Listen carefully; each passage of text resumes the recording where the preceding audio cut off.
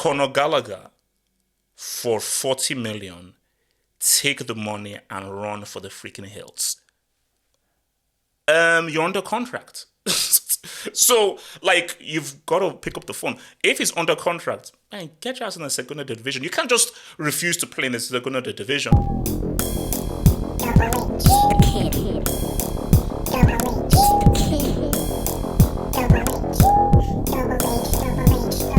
Yo, okay, man. Look, let's get it, man. Mbappe, man. So we all know about this whole Mbappe contract, and I think it's something I actually want to discuss on the hangout, which is going to be coming soon. I think Wednesday, where we should discuss that in hangouts thing. So it's crazy. Like, I put out the video. I think it's like 770 million, 13 million a week. I'll accept. So let's be the real, Mbappe. If you don't want that contract, give it to me. Simple. Like, if you don't want it, have hope is right here. And also, let's just be fair here. Let's be clear. I want that Saudi pro contract. So Saudi guys, if you want a guy, I know you can get an Mbappe, but you need an analyst. Pre-match, post-match, ability hangouts, regular hangouts, full-on amazing, comedic, insightful, intelligent analysis. I'm your guy. Because trust me, if Saudi drop that bag, I am willing to share the bag with all the hangouts members, all the streets guys. All we need to do is just rep Saudi Pro for like a year or 2 years and we can be made for life. I think we'll all take that. So, but I think what's interesting though about the whole Mbappe contract thing has been the reaction of guys outside of sports because it's been such a big thing. Stephen A. Smith has talked about it. Giannis Antetokounmpo, he's talked about it, said that, hey, I look like Mbappe, sign me up. Damian Lillard, Portland Trailblazers point guard, he's talked about it. What's it called? Money Green, Draymond Green, of the Warriors. He's even talked about it that way. Are there any basketball leagues here?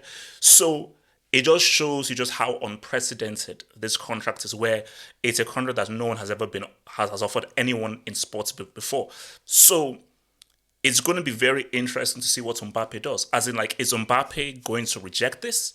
Because if Mbappe rejects this, it's like, because I did read something that says that he's not really that into that whole Saudi offer, man. But to reject that, basically, if he rejects that, you're a strong guy. Like, you're a strong man because it is astronomical amounts. And here's the thing. If he accepts this, I don't want any bozo to say, oh my gosh, this guy only cares about money. If you were in that position, and I'm talking to you, because I know all of you guys are like me, where 30 million a week, you are choosing that over some bum-ass legacy or some bum-ass respect or trophy. Obviously, footballing-wise, we don't want the face of football and the future of football going anywhere to a non-competitive market. As I said all the time, there's nothing against Saudi. If Saudi was a competitive market, oh, fair game. I love competition and I love alternatives. But the fact is, Europe is the most competitive market, and you want the very best players competing against the very best, so you want them in the most competitive market. But it's 13 Cristiano millions. And for 13 Cristiano millions a week, I don't know how you reject. I don't know how you reject that. I'm sorry, guys. I mean, you can say all this. It's a lot of money. And you stupid, holier than thou moral people say, oh my gosh, you're just chasing money. If you were offered that, and I know you people talking to you right now, you would take that without thinking once. You would take that without thinking once. That is a factomundo. So don't hate. So let's head over right to the British Isles, to Angleterre, man, and over to England. Well, specifically London. And this is where people are now going to piss me off right now. Conor Gallagher for 40 million. Take the money and run for the freaking hills. Take the money and run for the freaking hills. That's what you do when you're offering 40 mil. I do not know why Chelsea are rejecting this. He's already said he's surplus to requirements. Thank the Lord. He's not needed. 40 mil is a great price. Because Chelsea have to be realistic here. Same thing with what they were doing with Mason Mount. You want to put a 50 mil price tag on Conor Gallagher? Are you stupid? Like, just think about it. Are you stupid? You want to put a 50 mil? How much did Liverpool get McAllister for? Freaking peanuts compared to 50 mil. So Because let's be real, he's a 30 mil player. He's a 25 to 30 mil player. If you're being offered 40 mil plus, take that. So I don't know who is in the Chelsea hierarchy making the decisions, but they're offering you 40 mil for a guy called Conor Gallagher. They're offering you 40 mil for a guy who does 2 lines of coke before he plays a football match. They're offering you 40 mil for a guy who is not a football player, who lied and sniffed his way into professional football. And disclaimer, because I know guys will say you will get sued. It's a joke. He's called Conor Gallagher because the joke is the way he plays is like if he did 2 lines of coke, okay? So please, don't sue me on anything. It's a freaking joke. Guys, read the freaking room. We're here to laugh. Don't be so freaking serious. Yeah, accept 40 mil. Bro, if Conor Gallagher is still part of this team because we rejected 40 mil, I'll be pissed off. He even said that he wants to leave, so please go. He's trash. And for those Chelsea fans who say that, oh, he came to the academy, he tries really hard, he'll run through a brick wall, cool. Let him run through a brick wall at West Ham, not at Chelsea. I want ballers, not fruit sellers. Going on, and we're now hearing a bit of Mohammed Kudus. He was deaf. Yes, Ghana went out in the group stage. Shout out to Andrea, you missing that penalty, you bum. Embarrassing Africa. Kudus was one of the bright stars of that World Cup, and I think people who've seen him play for Ajax, who saw him play at the World Cup, his quality. If you're gonna sell Conor Gallagher, you're gonna bring Kudus. Boom. He's a baller, has great technique, amazing balance, can turn left to right very easily, very mobile player, great on the ball. He's my kind of player. So if you're going to bring him in, I'm all for a game. And guys, looking at Chelsea preseason, I don't want to tempt fate. Chelsea looking I'm seeing some chemistry. I'm seeing some chemistry form. So if you just put Kudus in, so what your boy Poch is cooking, because Poch wants to definitely prove himself, bro. Let's just say that Liverpool game is on the calendar. Let's just say that Liverpool game is on the calendar. Because Liverpool, just get ready for a little sign. Just get ready for a little sign, because if you were bringing in if we're bringing in deuces for like 40 mil, mixed in with Nico Jackson, Nkunku, and all these guys saying what's up. I think what we're gonna say what's up. I think we're going to eat. So I'm tracking that Kudus thing. Chelsea, close that deal. Close that damn deal. And also that deal can be funded by selling Conor Gallagher for 40 mil. You can fund a vastly superior player in Kudus by selling the worst player in a freaking squad. It's simple. Come on. Liverpool are building. Romeo Lavia from Southampton, defensive midfielder. This is what I've always said for Klopp. Klopp's biggest mistake was after that failed quadruple, they didn't rebuild their season. That team played the maximum number of games that any team can play, hence because they went for the quadruple, and it was always for them to rebuild. And this is what I've always said to guys. Try to Arsenal. They give it their best shots. The best chance of a team to say what's up to Pep is Klopp. Specifically, a Klopp's midfield that needs to be rebuilt. Yeah, Van Dijk looks a bit iffy. Yeah, they may need a striker, although I saw on Twitter someone said that Darwin Núñez preseason is like PKR9, and I saw a comparison of PKR9 next to thingy. Twitter needs to relax. Oh, sorry. Not Twitter, I mean Xvideos. Xvideos needs to relax. Must you stupid idiots. If they can clinch this deal for Lavia, Szoboszlai, McAllister, Lavia, and I don't know whether for the whole Fabinho Pitbull thing has been resolved in the whole Saudi Pro thing and the Henderson deal. But if they can offload Henderson and for Fabinho, I now have the midfield of Lavia, Szoboszlai, and McAllister, specifically players that Klopp wants, and that midfield is now rebuilt.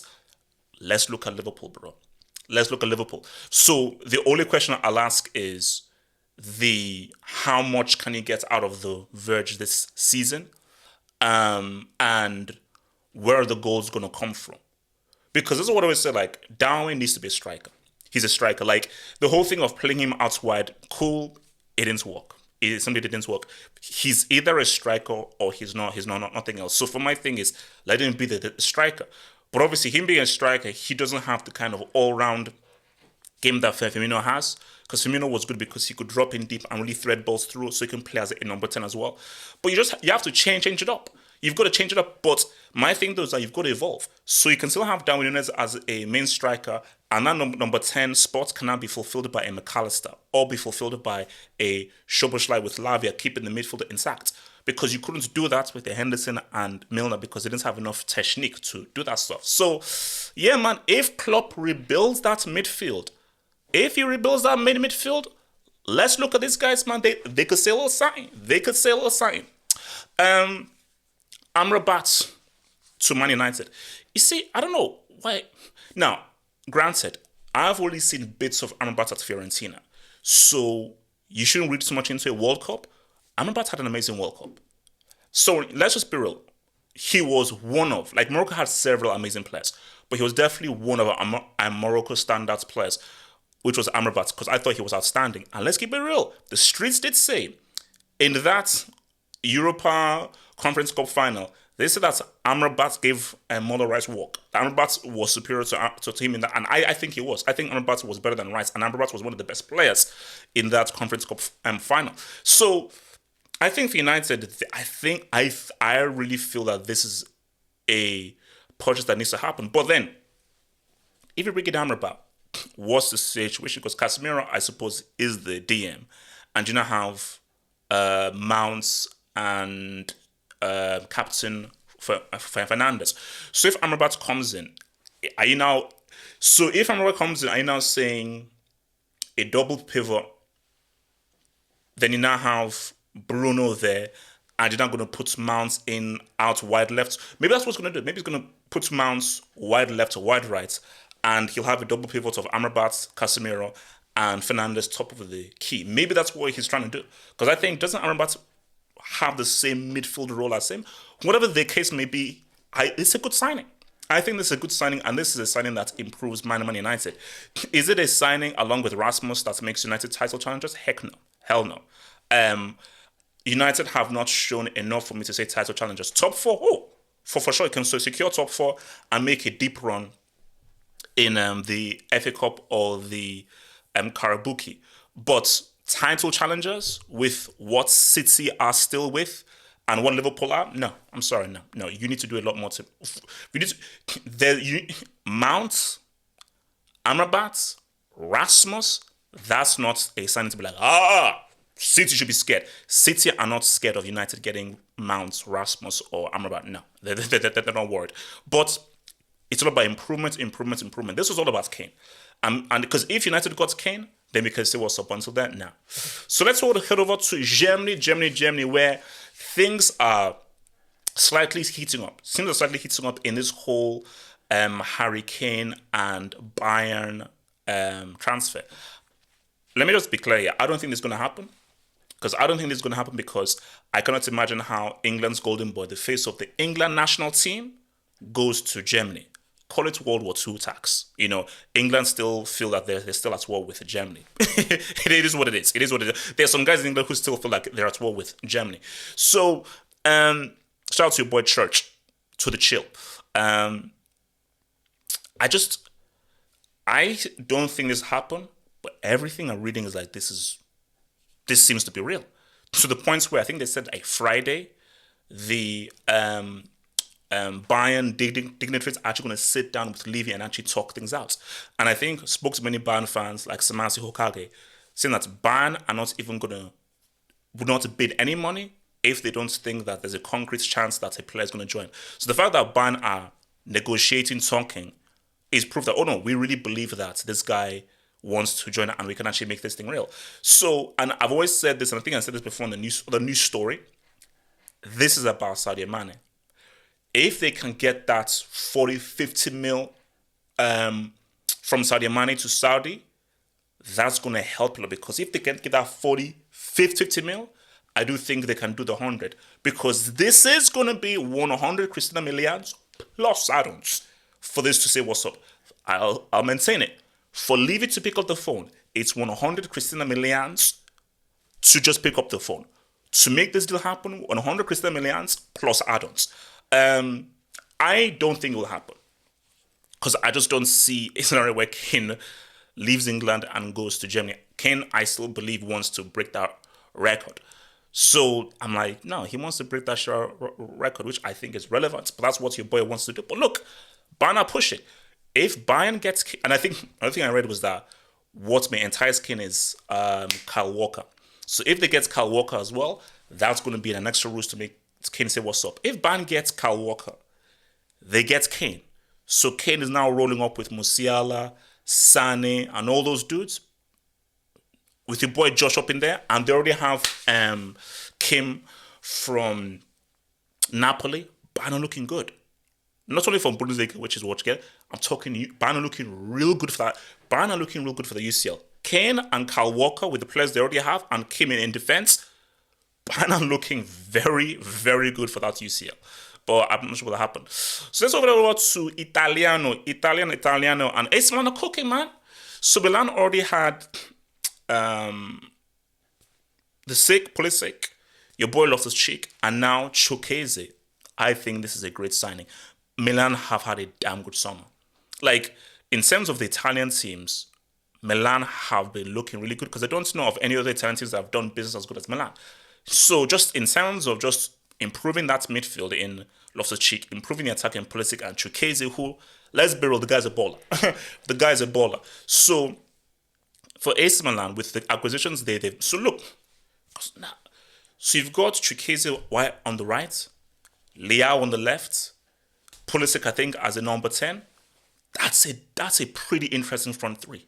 That's a pretty damn interesting front three. So with Milan doing that, I'm expecting Milan to push really hard for that league, to push really hard for the Serie.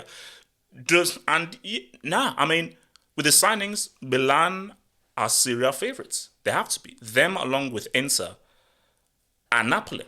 Because even if I don't think Napoli will defend the title because Spalletti was so important to their title, they didn't lose Osimhen, they didn't lose Kvaratskhelia. They lost Kim, which is huge, but they didn't lose those two key players. So that's why I think them losing Kim and Spalletti is a huge loss. But the thing is, they still look good. For Inter, I think Onana is a big loss for Inter. Onana is a really big loss. That's one of their best players. Milan look good. So for me, I know it's early. Let's see what Inter Napoli do. But as of right now, based on what Milan have done, they are my title favorites for the Serie because Chukwueze is that's a purchase. I would have liked him at Chelsea. That's what I like to say. So the easy Chukwueze, that's a damn cool purchase by AC Milan. Milan looking good. Let's go over to Espanyol. And now this is a wild story. Shout out to the guys who sent this to me in the DM. So Braithwaite got sold to Espanyol, and apparently he's packed his bags, left the hotel, because he refuses to play in the Segunda division, which is where Espanyol are at. You're under contract. So, like, you've got to pick up the phone. If he's under contract, man, get your ass in the Segunda division. You can't just refuse to play in the Segunda division. But you know what's so wild about this? It's the world that we're living in. If you put off enough of a stink, you can actually get your way out, which is crazy. Like, if you are such a prick, you're such an a-hole within the squad and the squad camp, and you are such a nuisance within the dressing room or just within the squad, either in the first team or the reserves, that's enough for the manager to be like, no, get this guy out. And for guys just to freaking sell you. So, yeah, man, that Braithwaite thing is wild. That Braithwaite thing is wild. Also, wasn't this guy helping to fund Barcelona? That's just what I remember. I think, because basically, and my thing though is, if let's say he's released, this guy is rich. I think he's actually richer outside of football than within football. So shout out to the R9 region Braithwaite, man. But all I say that, bro, get your ass to the second division and help Espanyol qualify, or go to Lugo. I think Lugo are in the third division, and Ibiza might be in the fourth division. I don't know that. I mean, where are Lugo and Ibiza right now? Let's go to Japan. And this is the Japan tour that your boy Mbappe was not invited on, man. And your boy Speed does it again, man. So he's now met Cristiano. And now he's now met Neymar. They said that all that needs to be completed is for him to meet Messi, which he almost met because he was at the Inter Miami game. So he met your boy Neymar. Look, So someone put up a comment saying that like, who is this speed guy? He seems so cringe, and why is people so into him? For me, I'm like, look, I find this cool because do you know why I think this is amazing? Because I have to champion this. Because this just shows this is a guy who is self-made due to his entertainment and him entertaining people, and due to just his character and his personality, he's gotten to a point where he's been able to meet all these famous people and meet a lot of his heroes.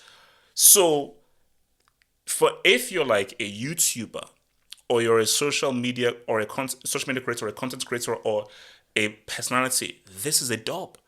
You have to support this. If you don't support this, you are a hater. If you're like, you're a hater. So if you consume my content or anyone's content and everything, you've got to be like, hey, this is a dub. Even if you don't like it, even if you find him annoying, you've still got to be saying, hey man, that's a dub for our community. That's a dub for the stuff that we do. In terms of we are able to, from grassroots, with only armed with a camera, microphone, or a phone, we are able to gain huge, massive popularity rather than who do you know? Can you get on ESPN? Can you get on CNN? Are you a Nepo baby where you're like the child of a famous person who can now get you onto this TV show? Because back in the day, those were the barriers of entry. Like, who do you know that can get you on? So we've now gone from the stage of who do you know to how good are you? And that's the beauty of the world that we're living in. If you're good and you're funny and entertaining enough, you can say, what's up? But guys who, like, 20 years ago, guys who were super entertaining and would have been amazing on the air, they couldn't say what's up because some tight-ass, boring, unseasoned TV executive were like, oh, nah, he's not good for TV. Let's get this boring guy in suits and ties. But fast forward to 2023, bro, if you're funny enough, engaging enough, dynamic enough, sky's the limit. Sky's the limit.